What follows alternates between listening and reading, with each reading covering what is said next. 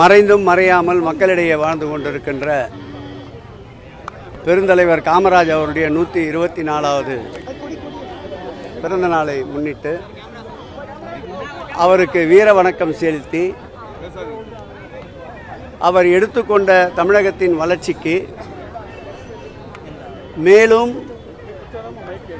உயிரும் உணர்வும் மூட்டுகின்ற அளவிற்கு எங்கள் பணி தொடரும் என்ற உறுதிமொழியை இன்றைக்கு திராவிட முன்னேற்ற கழகத்தின் சார்பில் இந்த இடத்திலே எடுத்துக்கொண்டோம். பெருந்தலைவர் காமராஜரை பொறுத்தளவில் அவர்கள் அணைகள் கட்டினார் என்றால் அவருடைய வழியிலே பாலங்களை கட்டியவர் இன்றைய திராவிட முன்னேற்ற கழக தலைவர். அவர் கல்விக்கு கண் தந்தார் என்றால்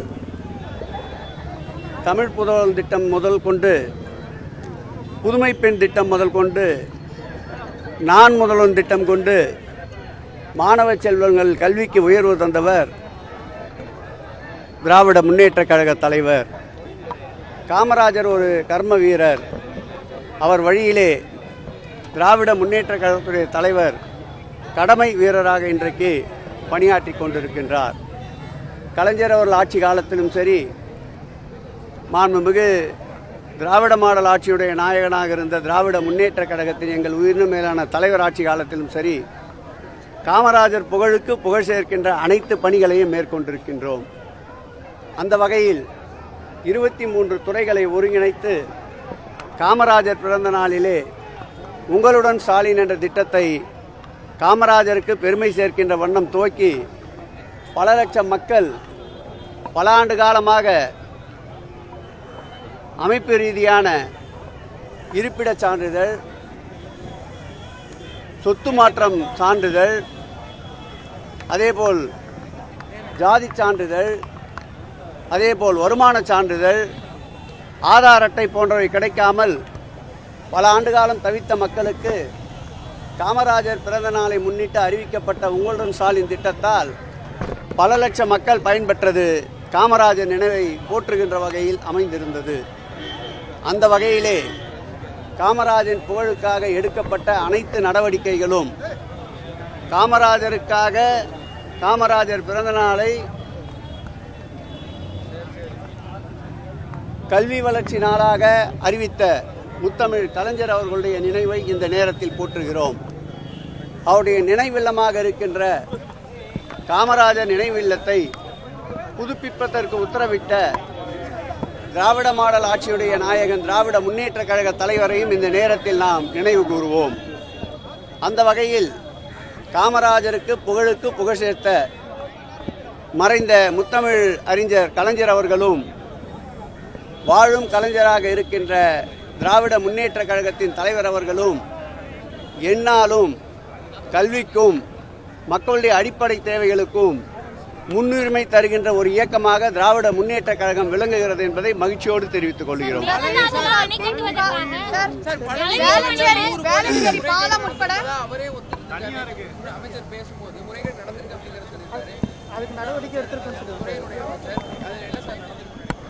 அந்த துறையில் நடைபெறுகின்ற அனைத்து விரும்பத்தகாத நிகழ்வுகளையும் சட்டமன்றத்தினுடைய மானிய கோரிக்கைகளே தெளிவாக எடுத்துரைப்போம்.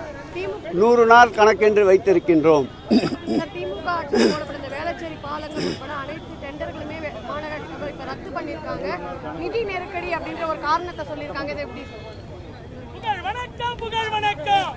சென்னையை பொறுத்தளவில் வளர்ச்சி திட்டங்கள் என்ற வகையிலே சென்னை பெருநகர மாநகராட்சி மேற்கொண்ட 800 கோடிக்கும் மேலான வளர்ச்சி திட்ட பணிகளை ரத்து செய்திருக்கின்றார்கள். ரத்து செய்யப்பட்ட பணிகளை மீண்டும் எப்பொழுது ஒப்பந்தம் கோரப்பட்டு மக்களுடைய அடிப்படை தேவைகளுக்கு இன்றியமையாத பணிகள் என்பதை உணர்ந்து வெகு விரைவில் அந்த பணிகளை மக்கள் பயன்பாட்டிற்கு கொண்டு வர வேண்டும். மாண்புமிகு திராவிட மாடல் ஆட்சியுடைய நாயகன் எங்கள் உயிரினும் மேலான திராவிட முன்னேற்ற கழக தலைவர் அவர் சிந்தையில் உதித்திட்ட வடசென்னை வளர்ச்சி திட்டத்தை முழுமையாக இன்றைக்கு முடக்கி வைத்திருக்கிறார்கள். அந்த ஒவ்வொரு திட்டமும் ஏழை எளிய மக்களுடைய அன்றாட வாழ்க்கையில் பின்னி பிணைந்திருக்கின்ற திட்டங்கள், அந்த திட்டங்களையும் நிதி நெருக்கடி என்று காரணம் காட்டி கடந்த ஆட்சி காலத்தில் கொண்டு வரப்பட்ட திட்டங்கள் மாண்புமிகு திராவிட முன்னேற்ற கழகத்துடைய தலைவரின் புகழுக்கு புகழ் சேர்க்கும் என்ற காரணத்தால் நூலகங்கள், படைப்பகங்கள், விளையாட்டு மைதானங்கள், விளையாட்டு கூடங்கள், பூங்காக்கள், அதேபோல் கழிவுநீரேற்று நிலையங்கள், அதேபோல் தடையின்றி வழங்கப்பட இருக்கின்ற மின்சாரங்கள், இப்படிப்பட்ட பணிகளுக்கு இன்றைக்கு தடைகள் ஏற்படுத்தியிருக்கின்றார்கள். இவை அனைத்தும் மக்கள் வளர்ச்சிக்கான திட்டங்கள் என்பதால் இந்த ஆட்சியாளர்கள் அந்த பணியை தொடர வேண்டும் என்று இந்த நேரத்தில் வேண்டுகோள் வைக்கிறேன்.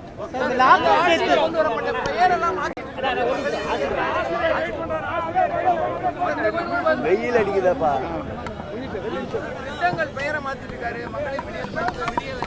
அது காழ்ப்புணர்ச்சியை காட்டுகிறது.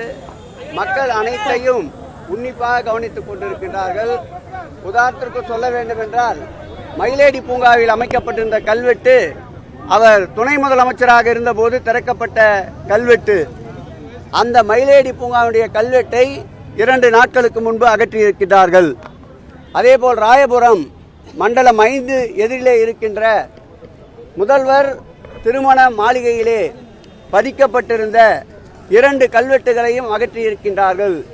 இப்படி கல்வெட்டுகளை அகற்றுவதால் மாண்புமிகு திராவிட முன்னேற்ற கழக தலைவருடைய புகழ் பணிகளை என்னாலும் மறைக்க முடியாது. கல்வெட்டுகளை வேண்டுமென்றால் அகற்றலாம்.